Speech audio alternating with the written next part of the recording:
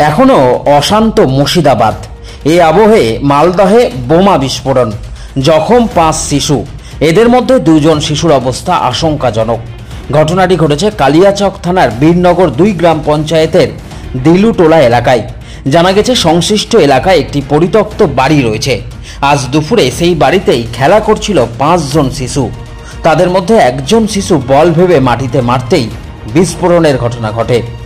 স্থানীয়রা বিকট শব্দ শুনে ছুটে এসে আহতদের উদ্ধার করে। ঘটনায় 2 জন শিশু বর্তমানে শ্রীরামপুর গ্রামীণ হাসপাতালে চিকিৎসাধীন রয়েছে। খবর পেয়ে ঘটনাস্থলে পৌঁছায় অতিরিক্ত পুলিশ সুপারের নেতৃত্বে কালিয়াচক থানার বিশাল পুলিশ বাহিনী।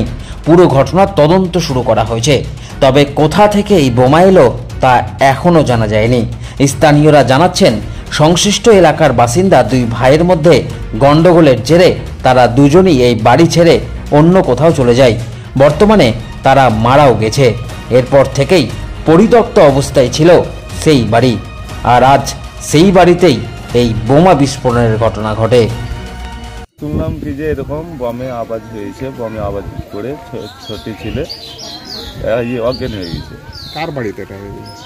এই আর কি বলছে ফরমানের বাড়িতে। এরা কেউ থাকে না কেন? না, এরা কেউ থাকে না। ফরমান মারা গেছে।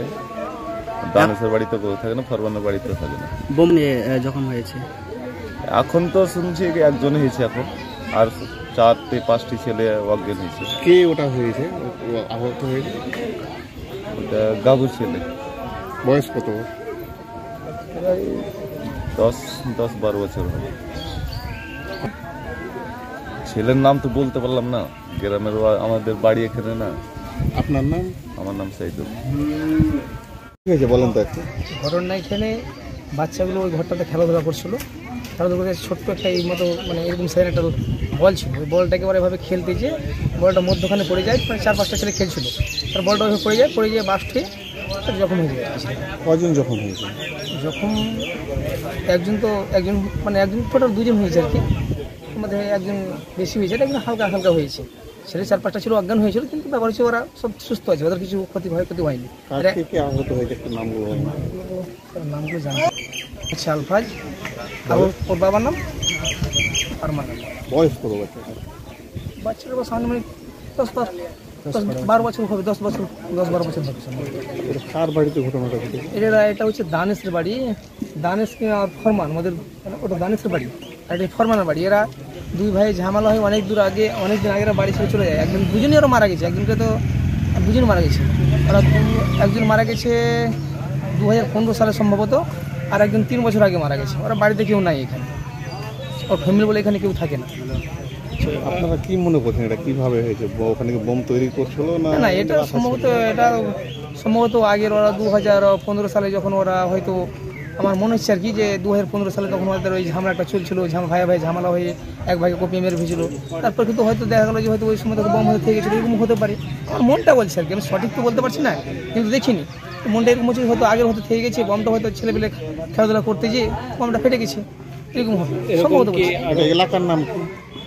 এটা গ্রামটা হচ্ছে দিলুটোলা, বীরনগর 2 পঞ্চায়েত, থানা কালিয়াচক। আপনার নাম?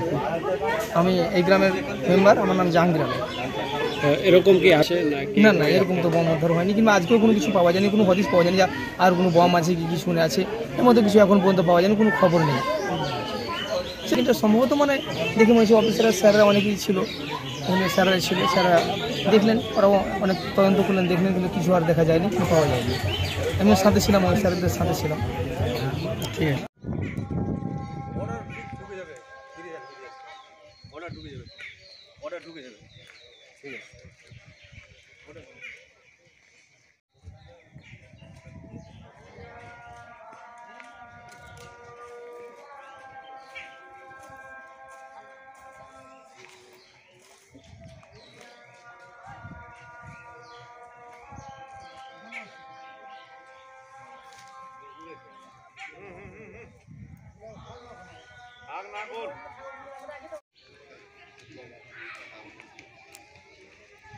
বাড়িটা উঠে এলে একটু।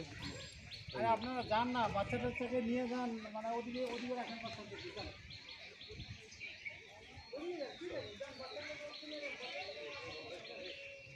এই তো